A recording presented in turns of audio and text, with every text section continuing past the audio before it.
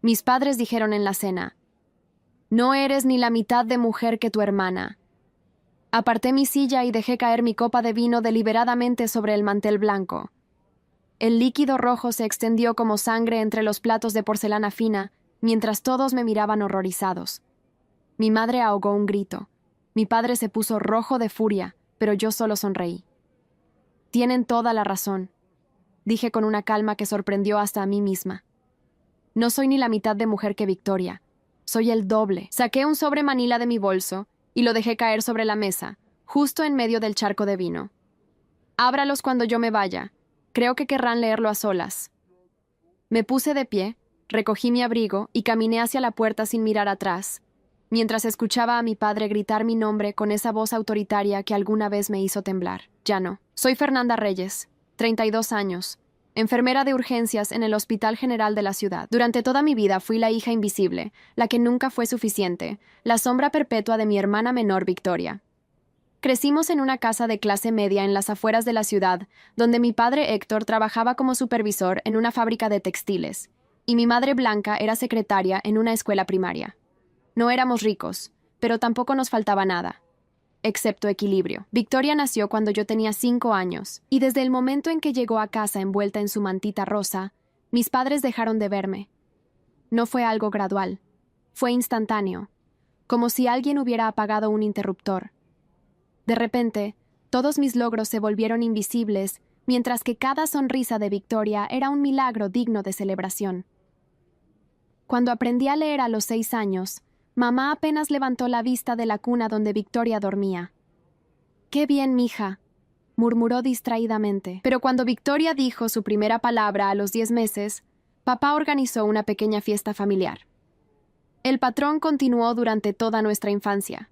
Yo sacaba 10 en la escuela y recibía un «muy bien, se espera que estudies» como respuesta. Victoria traía un 8 y era nuestra genio, tan inteligente a pesar de que las matemáticas son difíciles. Yo ganaba concursos de ortografía, y mis padres no asistían porque tenían que llevar a Victoria al parque. Victoria participaba en obras escolares con papeles secundarios y papá pedía permiso en el trabajo para ir a verla, grabando todo en video. Aprendí a no esperar nada. Dejé de mostrarles mis calificaciones. Dejé de invitarlos a mis eventos escolares. Construí una coraza de indiferencia que me protegía de la decepción constante. Me volví independiente por necesidad, no por elección. A los 14 años ya cocinaba mis propias comidas, porque mamá estaba demasiado ocupada preparando los platillos favoritos de Victoria. A los 16 trabajaba los fines de semana en una cafetería para comprar mis propios útiles escolares, mientras Victoria recibía todo nuevo cada año. Lo más doloroso no era la falta de atención, era la comparación constante. «¿Por qué no puedes ser más como tu hermana?», se convirtió en el estribillo de mi adolescencia. No importaba que Victoria fuera 5 años menor. No importaba que yo estuviera obteniendo becas académicas mientras ella apenas pasaba sus clases. En los ojos de mis padres, Victoria era perfecta y yo era la decepción permanente. Cuando llegó el momento de elegir universidad, solicité becas por mi cuenta. Llené formularios, escribí ensayos, asistí a entrevistas. Nadie me ayudó. Nadie revisó mis documentos. Conseguí una beca completa para estudiar enfermería en la Universidad Estatal, a 3 horas de casa. El día que me fui, mamá lloró. No por mí, sino porque Victoria estaba triste de que me fuera. «Tu hermana te va a extrañar mucho», me dijo mientras yo metía mis cosas en el autobús.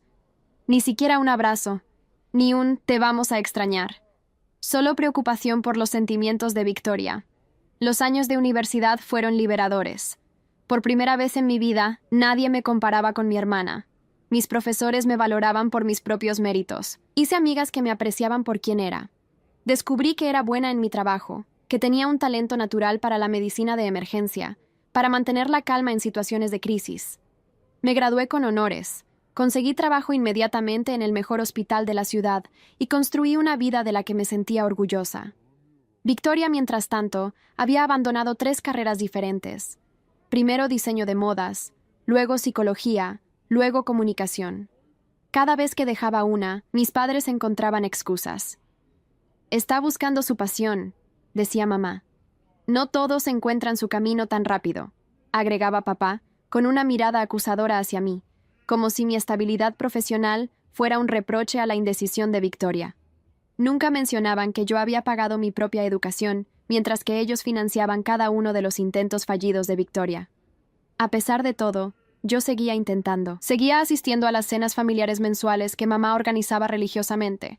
Seguía llamando cada semana. Seguía enviando regalos en cumpleaños y navidades.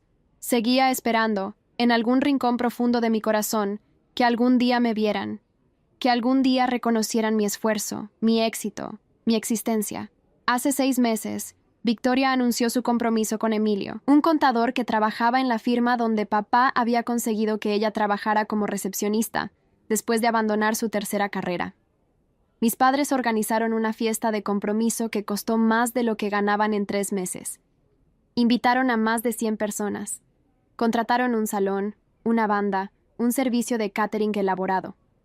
Yo no estuve invitada a participar en la organización. Solo recibí un mensaje de WhatsApp con la dirección y la hora. En la fiesta, mientras todos brindaban por la feliz pareja, yo permanecí en una esquina, observando. Nadie se acercó a preguntarme cómo estaba. Nadie mencionó que yo acababa de ser promovida a jefa de enfermeras de urgencias, el puesto más joven en la historia del hospital. Nadie notó que había llegado sola, después de terminar una relación de 2 años que se había desmoronado bajo el peso de mis problemas familiares no resueltos. Fue en esa fiesta donde conocí a Daniela, una amiga de la infancia de Victoria que había estudiado Derecho. Comenzamos a hablar porque ambas estábamos refugiadas en el mismo rincón, escapando del espectáculo de adulación constante. «Tu familia es interesante», comentó con diplomacia después de observar durante 1 hora. «¿Siempre ha sido así?» «Siempre», respondí, y algo en mi tono hizo que me mirara con genuina preocupación. Terminamos intercambiando números. No esperaba que se convirtiera en una amistad real, pero Daniela resultó ser la persona que finalmente me hizo ver mi situación familiar con claridad. «Lo que describes no es favoritismo normal», me dijo semanas después durante un café. «Es narcisismo familiar. Victoria es la hija dorada y tú eres la oveja negra. Es un patrón clásico de familia tóxica». La frase me golpeó como un diagnóstico médico. Familia tóxica. Había pasado casi 3 décadas culpándome a mí misma por no ser suficiente, cuando en realidad el problema nunca había sido yo. Era un sistema disfuncional donde Victoria cumplía la fantasía de perfección de mis padres, y yo servía como contraste para hacerla brillar más. Esa revelación me dio perspectiva, pero también rabia. Una rabia fría y calculada que había estado acumulándose durante años. Comencé a documentar. Cada llamada telefónica ignorada, cada mensaje de texto respondido con monosílabos, mientras los mensajes de Victoria recibían párrafos de respuesta, cada ocasión en que mis logros eran minimizados, mientras los pasos más básicos de Victoria eran celebrados como hazañas heroicas. 3 meses antes de aquella cena fatal, recibí una llamada de mamá. No para preguntarme cómo estaba, no para felicitarme por mi ascenso reciente, para pedirme dinero. «Es para el vestido de novia de Victoria», explicó con esa voz que mezclaba súplica y exigencia. «Encontró uno hermoso, pero está un poco fuera de nuestro presupuesto. Tú que ganas bien». Era la 5ª vez en 6 meses que me pedían dinero para los gastos de la boda de Victoria. Ya había contribuido con más de lo que debería. El salón, parte del catering, las invitaciones. Todo con la promesa implícita de que finalmente sería valorada. De que finalmente vería mi importancia para la familia. «¿Cuánto?», pregunté, sintiendo cómo la coraza que había construido durante años comenzaba a agrietarse. $2,000, respondió mamá como si nada. $2,000 era lo que yo ganaba en 2 semanas de turnos agotadores en urgencias, lidiando con emergencias, salvando vidas, regresando a casa exhausta. «Lo pensaré», dije, y colgué antes de que pudiera continuar con su discurso sobre «la familia se ayuda mutuamente». Esa noche, sentada en mi departamento silencioso, hice cálculos. En los últimos 3 años, desde que Victoria había regresado a casa después de abandonar su última carrera, yo había prestado a mis padres casi $15,000. Nunca me habían devuelto un centavo. Nunca habían ofrecido hacerlo. Cada vez que preguntaba, recibía la misma respuesta. La familia no lleva cuentas. Pero aparentemente la familia sí llevaba cuenta de cada pequeño defecto mío comparado con las supuestas virtudes de Victoria. 2 semanas después llegó la invitación para la cena familiar mensual. Esta vez había una nota especial de mamá. «Queremos hablar sobre los preparativos finales de la boda. Es importante que asistas». Debí haber sospechado, debí haberme quedado en casa. Pero una parte de mí, esa parte ingenua que todavía guardaba esperanza, pensó que quizás finalmente me incluirían en algo importante. Llegué a la casa de mis padres ese domingo con un vino caro que había comprado especialmente. La mesa estaba puesta con la vajilla buena, esa que solo usaban en ocasiones especiales.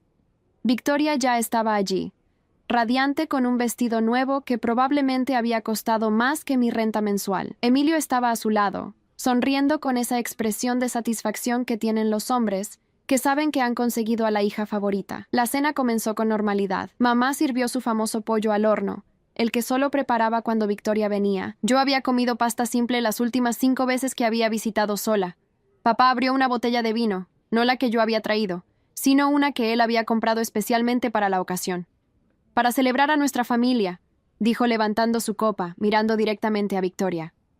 La conversación giró alrededor de la boda, el vestido que Victoria había elegido finalmente, gracias a la generosidad de la familia, los arreglos florales, el menú, la lista de invitados. Yo permanecí callada, asintiendo cuando era apropiado, sonriendo cuando se esperaba de mí. Nadie me preguntó mi opinión, nadie me incluyó en las decisiones. Era simplemente una espectadora en mi propia familia. Entonces Victoria dejó caer la bomba. «Fernanda», dijo con esa voz dulce que usaba cuando quería algo, «queremos pedirte algo especial para la boda». Mi corazón dio un salto absurdo de esperanza. Quizás me pedirían ser dama de honor. Quizás finalmente me incluirían en algo significativo. «Claro», respondí, tratando de no sonar demasiado ansiosa. «Necesitamos que trabajes ese fin de semana», continuó, y mi esperanza se desvaneció como humo. «Ya sé que pediste el día libre, pero Emilio tiene unos primos que vienen de fuera de la ciudad, y necesitamos más lugares en las mesas. Si tú no vienes, liberamos 2 espacios y podemos invitarlos». El silencio que siguió fue absoluto. Todos me miraban, esperando mi respuesta, esperando que dijera que sí, como siempre lo hacía, esperando que me sacrificara una vez más por Victoria, por la familia, por mantener la paz. «Me están pidiendo que no asista a la boda de mi hermana», dije lentamente, necesitando confirmar que había escuchado correctamente, «para que puedan invitar a gente que ni siquiera conocen». «No lo veas así», intervino mamá rápidamente. «Es solo que el espacio es limitado y la familia de Emilio es importante. Tú entiendes, ¿verdad? Siempre has sido tan comprensiva». La manipulación era tan obvia que casi me hizo reír, pero no reí. Me quedé mirándola, viendo realmente a mi madre por primera vez en años. Vi a una mujer que había elegido un favorito y había sacrificado a su otra hija en el altar de esa elección. «Además», agregó papá, con esa autoridad que usaba para cerrar discusiones, «no es como si fueras a extrañar mucho. Las bodas son aburridas de todas formas, y tú estás tan ocupada con tu trabajo». Su voz se apagó cuando me vio sacar mi teléfono. «¿Qué estás haciendo?», preguntó con desconfianza. «Calculando», respondí sin levantar la vista. $15,300. Eso es lo que he prestado a esta familia en los últimos 3 años. Para la Universidad de Victoria, para su coche, para la fianza cuando Emilio tuvo ese problema de tránsito, para esta boda que aparentemente no merezco ni siquiera asistir». Levanté la vista y vi sus caras palidecer. ¿Cuándo planeaban mencionarlo? ¿O simplemente asumieron que lo olvidaría? «Eso es diferente», empezó mamá, pero papá la interrumpió. «La familia no lleva cuentas, Fernanda. Nos decepcionas con esa actitud». Sus palabras fueron la gota que derramó el vaso. ¿Los decepciono yo? Sentí algo frío y duro cristalizarse en mi pecho. He trabajado turnos dobles para prestarles dinero. He cubierto gastos que no eran mi responsabilidad. He aguantado años de ser comparada desfavorablemente con Victoria. Y ahora, cuando finalmente pido algo tan básico como ser incluida en una boda familiar, ¿yo soy la que decepciona? «No seas dramática», dijo Victoria con ese tono condescendiente que siempre usaba conmigo. «Es solo una boda. Habrá otras ocasiones familiares». Algo se rompió dentro de mí. 32 años de ser invisible, de ser insuficiente, de ser la hija que nunca fue amada de la misma manera. Y en ese momento, en esa mesa perfectamente puesta con la vajilla buena que nunca sacaban para mí, comprendí una verdad liberadora. Nunca iba a ser suficiente para ellos. Podría ganar el Premio Nobel de Medicina, y seguirían encontrando algo de Victoria para elogiar más. «Tienes razón», dije finalmente, mi voz extrañamente calmada. «No soy ni la mitad de mujer que Victoria». Papá asintió, satisfecho de que finalmente estuviera de acuerdo. Me alegra que lo entiendas. Soy el doble, terminé. Y entonces solté mi copa de vino. El sobre manila que dejé sobre la mesa contenía copias de todas las transferencias bancarias que había hecho a mis padres en los últimos 3 años. Cada recibo, cada comprobante, cada mensaje de WhatsApp donde me pedían dinero, y yo accedía sin rechistar. $15,300 documentados con fecha y hora. También incluí una carta breve. Consideren esto un préstamo formal. Espero el reembolso completo en 90 días o procederé legalmente. Fernanda. Conduje a mi departamento con las manos temblando en el volante. No de miedo, sino de una extraña mezcla de liberación y rabia contenida durante décadas. Mi teléfono comenzó a vibrar antes de llegar a casa. Papá, mamá, Victoria. Ignoré todas las llamadas. Por primera vez en mi vida, no corría a apaciguar su enojo, a suavizar la situación, a ser la hija comprensiva que siempre necesitaban que fuera. Esa noche, Daniela vino a mi departamento con vino y una determinación feroz en los ojos. «Cuéntamelo todo», dijo, y por primera vez lo hice. Le conté cada humillación, cada comparación, cada momento en que fui invisible. Cuando terminé, ella estaba furiosa. «Vamos a destruirlos legalmente», dijo. «Todo lo que hiciste está documentado. Tienes un caso sólido. No quiero su dinero», respondí, sorprendiéndome a mí misma. «Quiero que se den cuenta de lo que hicieron. Quiero que Victoria sepa que no es tan perfecta. Quiero venganza familiar, pero la que duela de verdad». Daniela sonrió.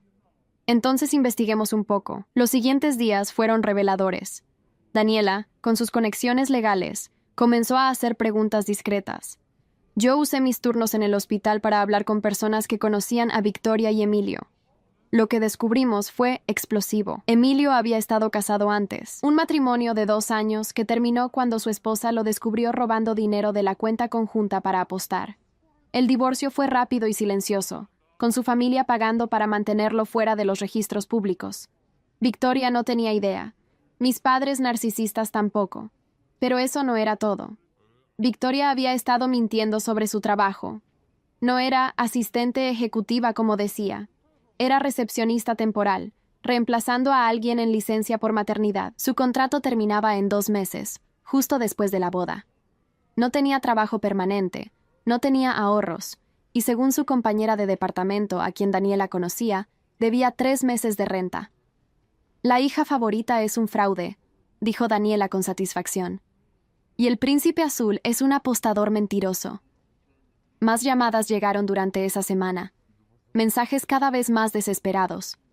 Mamá llorando en el buzón de voz sobre cómo estaba destruyendo a la familia. Papá amenazando con demandarme por difamación, sin entender que la verdad no es difamación. Victoria enviando mensajes llenos de insultos, llamándome envidiosa, amargada, fracasada. El viernes, papá apareció en el hospital. Me esperó en la cafetería, luciendo más viejo de lo que recordaba. «Fernanda, esto tiene que parar», dijo cuando me senté frente a él. «Tu madre está enferma de los nervios. Victoria está devastada. ¿Y yo?», pregunté. «¿Importa cómo me siento yo? Siempre has sido tan sensible», respondió. Y esas palabras tan familiares ya no me dolieron. «Tu hermana te necesita. La familia se ayuda. La familia también se respeta», dije. «Y ustedes nunca me respetaron. Te dimos todo. Casa, comida, educación. Eso se llama obligación parental, papá. No es amor, no es respeto, y definitivamente no me da un trato digno». Me levanté para irme, pero él agarró mi brazo. «Si no retiras esa carta, no eres bienvenida en esta familia». Lo miré a los ojos, esos ojos que nunca me vieron realmente. Nunca fui bienvenida. Solo me tomó 32 años darme cuenta. Esa noche Victoria apareció en mi departamento. Golpeó la puerta con furia, gritando que le abriera. Cuando lo hice, su cara estaba roja de rabia. «¿Qué diablos te pasa?», gritó. «¿Estás celosa porque yo voy a casarme y tú estás sola?». «No», respondí con calma. «Estoy cansada de financiar tu vida mientras me tratan como basura. Nadie te obligó a dar ese dinero. Tienes razón. Fue mi error creer que finalmente me valorarían. Pero eso termina ahora. Eres una perra egoísta», escupió. «Siempre fuiste la rara de la familia. Siempre tan amargada. Por eso nadie te quiere». Sus palabras, diseñadas para herirme, rebotaron. «¿Sabes qué, Victoria? Tienes razón en algo. Soy diferente a ustedes. Yo trabajo por lo que tengo. Yo no miento sobre mi vida. Yo no le robo a mi familia tóxica llamándolo préstamos. No te robamos nada, ¿no?». Saqué mi teléfono y le mostré los documentos bancarios. $15,300. Cada transacción documentada, cada promesa rota de «te lo devolvemos pronto», cada vez que sus gastos de lujo fueron más importantes que mi dignidad. Victoria palideció. «No puedes hacernos esto. La boda es en 2 meses. Entonces mejor empiecen a ahorrar». Cerré la puerta en su cara. Los mensajes continuaron, pero algo había cambiado. Ya no me afectaban. Daniela me ayudó a bloquear números, a establecer límites, a entender que lo que estaba haciendo no era crueldad. Era justicia divina. Una semana después, recibí una llamada de un número desconocido. Era Emilio. «Fernanda, necesitamos hablar. No sobre el dinero, sobre Victoria». Nos encontramos en un café neutral. Emilio lucía nervioso, constantemente mirando su teléfono. «Mira, sé que odias a tu familia en este momento», comenzó. «Pero necesitas saber algo. Victoria está embarazada». El mundo se detuvo. «¿Qué? 3 meses. Por eso adelantamos la boda. Y por eso tus padres están tan desesperados por el dinero. Los gastos médicos, el departamento más grande que necesitamos». Se frotó la cara. «Yo no tengo ahorros. Victoria tampoco. Contábamos contigo». «Contaban con mi dinero», corregí, sintiendo una mezcla de emociones. «No conmigo. Es tu sobrina o sobrino. De una hermana que me llamó perra egoísta hace 3 días. De unos padres que me dijeron que no era ni la mitad de mujer que ella». Me levanté. «El bebé no es mi responsabilidad. Es de ustedes». «Eres realmente cruel», dijo Emilio. «No», respondí. «Soy realista, y esta venganza familiar apenas está comenzando».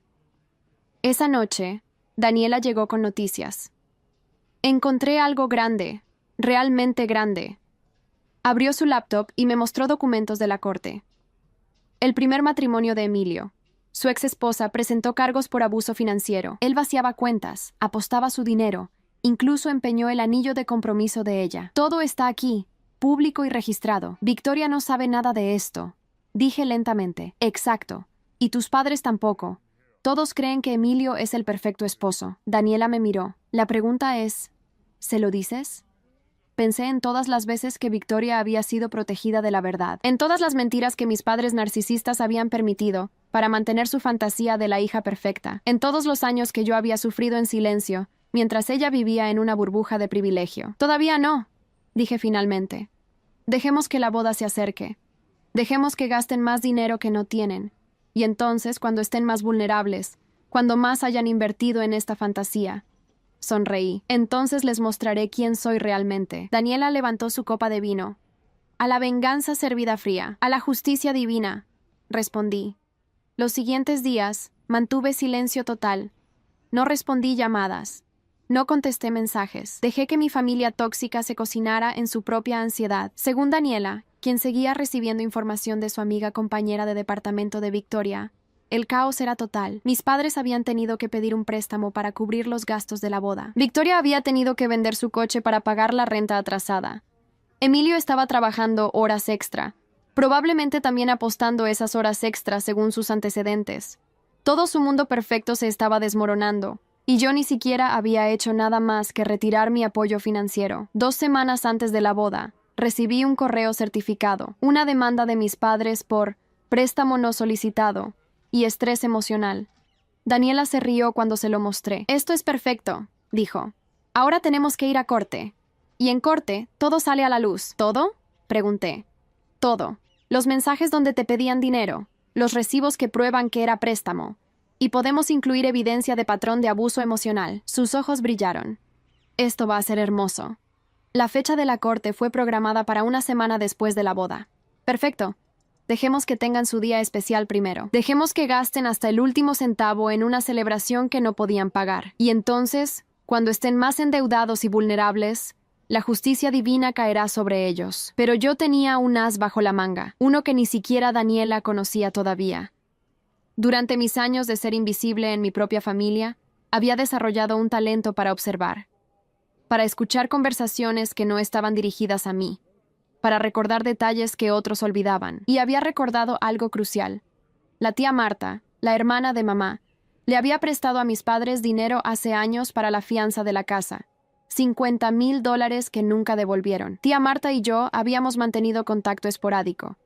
Ella siempre había sido más justa conmigo que mis propios padres. La llamé. «Fernanda», respondió con calidez genuina. «¡Qué sorpresa! ¿Cómo estás, mija? Necesito preguntarte algo sobre un préstamo que le hiciste a mamá hace años». El silencio que siguió fue pesado. «Así que finalmente te enteraste», dijo con un suspiro. «Supuse que nunca te lo mencionarían». «¿Por qué?» «Porque habría arruinado la imagen perfecta que construyeron. Tu madre me rogó que no te dijera. Dijo que te sentirías obligada a ayudar y ellos querían que te enfocaras en tu carrera». Tía Marta rió amargamente. «Supongo que eso cambió cuando necesitaron dinero para Victoria».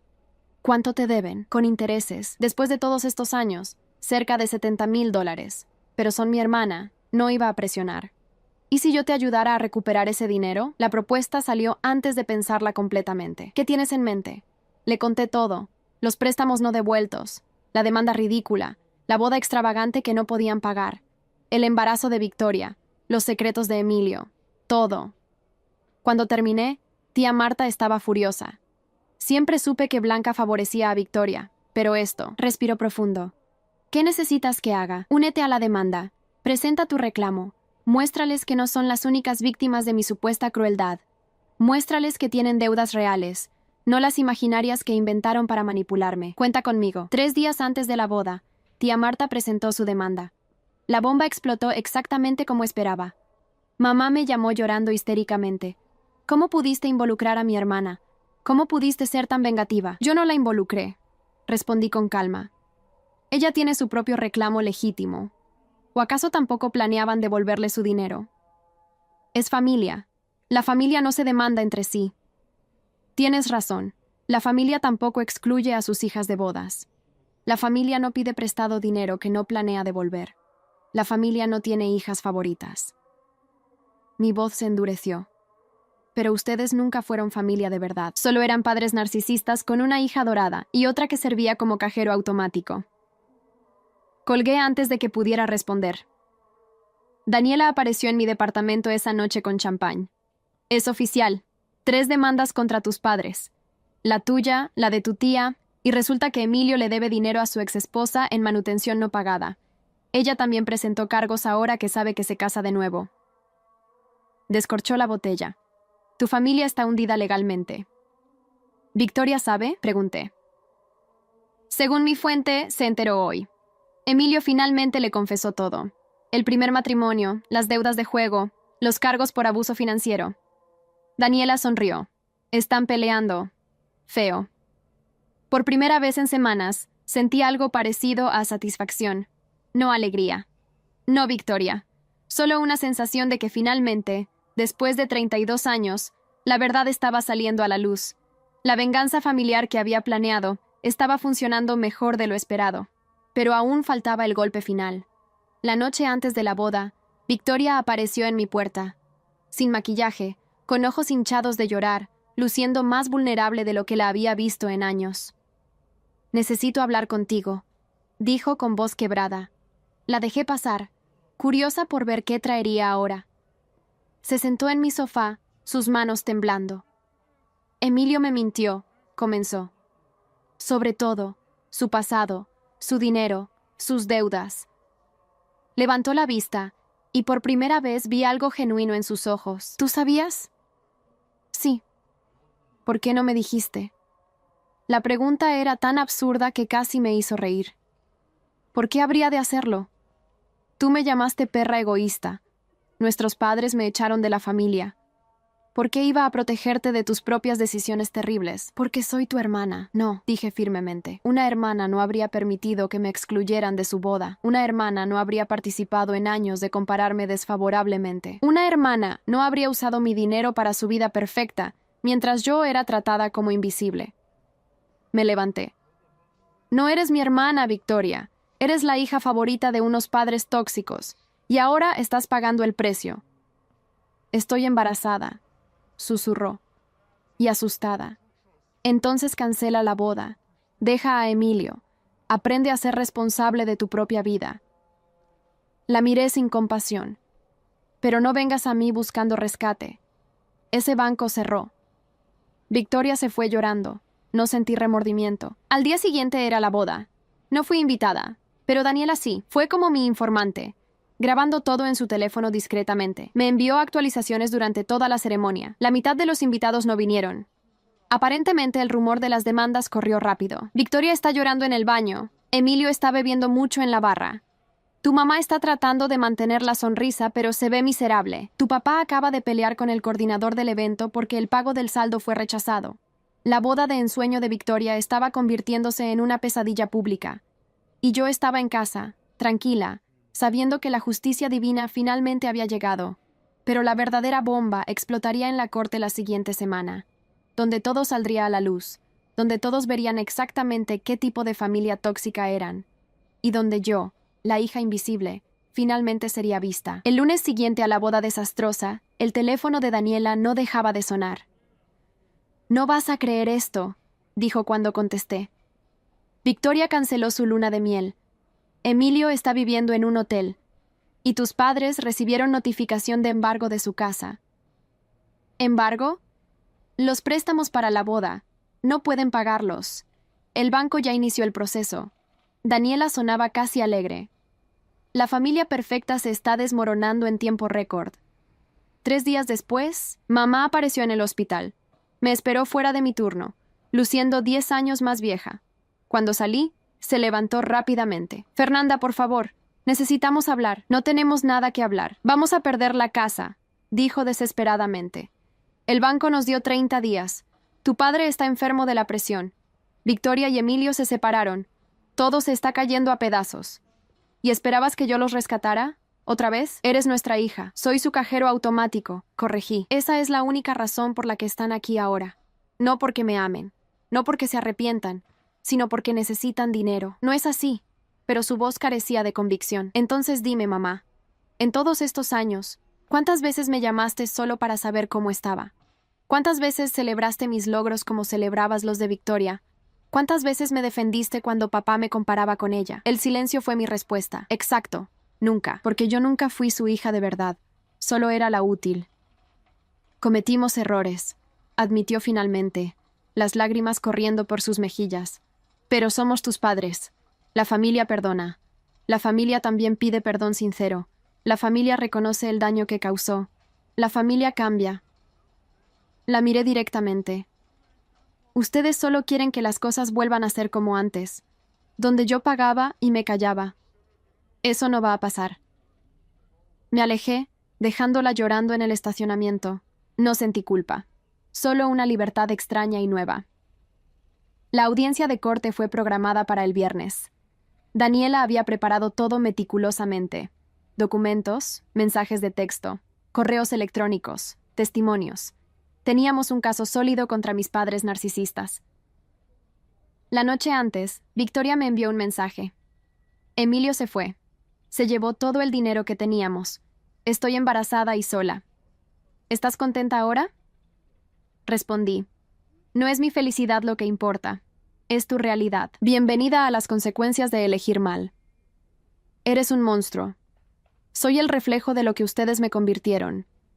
El día de la audiencia llegué temprano. Mis padres ya estaban allí, sentados en un banco con su abogado barato. Victoria estaba con ellos, luciendo pequeña y asustada. Cuando me vieron, papá intentó acercarse, pero su abogado lo detuvo. La audiencia fue brutal. Daniela presentó cada documento, cada mensaje, cada prueba de manipulación financiera y abuso emocional. El juez escuchaba con expresión cada vez más severa. El abogado de mis padres apenas pudo defenderse.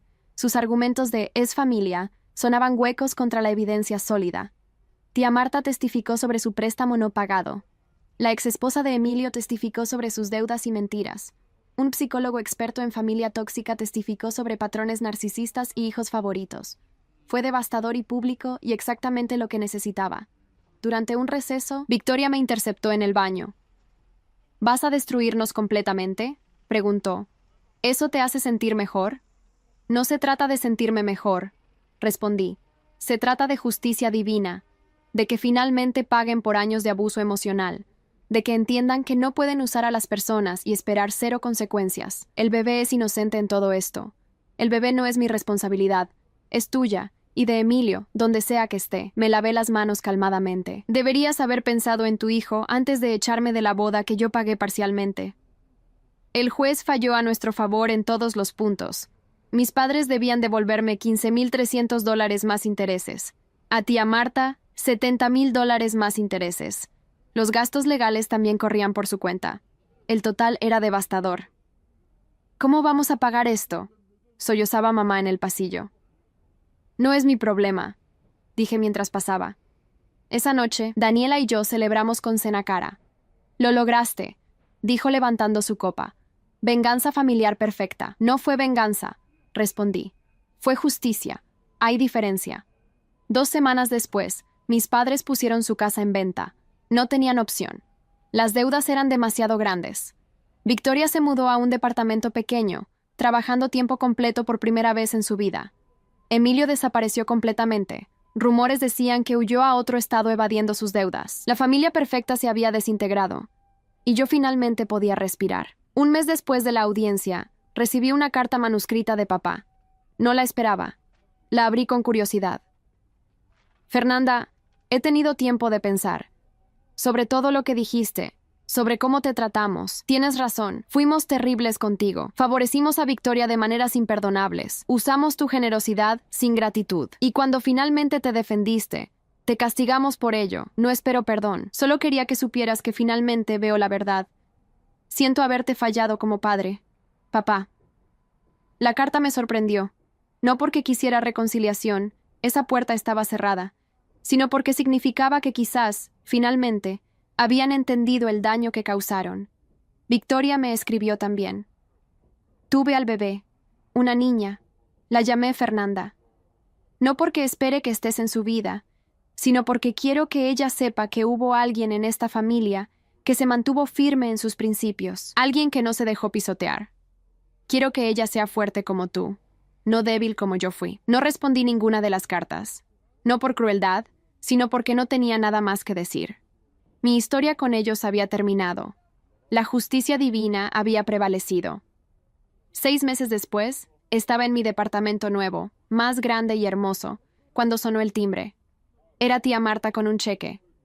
Primera cuota, dijo sonriendo. Vendieron la casa. Este es tu dinero, con intereses. Gracias por apoyarme, dije abrazándola. Gracias a ti por tener el valor de enfrentarlos. Alguien tenía que hacerlo.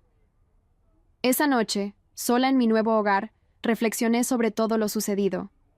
La familia tóxica que finalmente enfrenté, los padres narcisistas que pagaron sus consecuencias, la hija favorita que aprendió que el mundo real no la iba a consentir, la venganza familiar que no fue venganza sino justicia merecida. ¿Me arrepentía? No, ni un segundo. Había pasado 32 años siendo invisible, siendo insuficiente, siendo la hija que financiaba una familia que no la valoraba. Y finalmente, había dicho basta. No todos los finales son reconciliaciones. No todas las familias merecen perdón. A veces, la justicia divina significa simplemente alejarte y dejar que las personas vivan con las consecuencias de sus acciones. Yo era libre.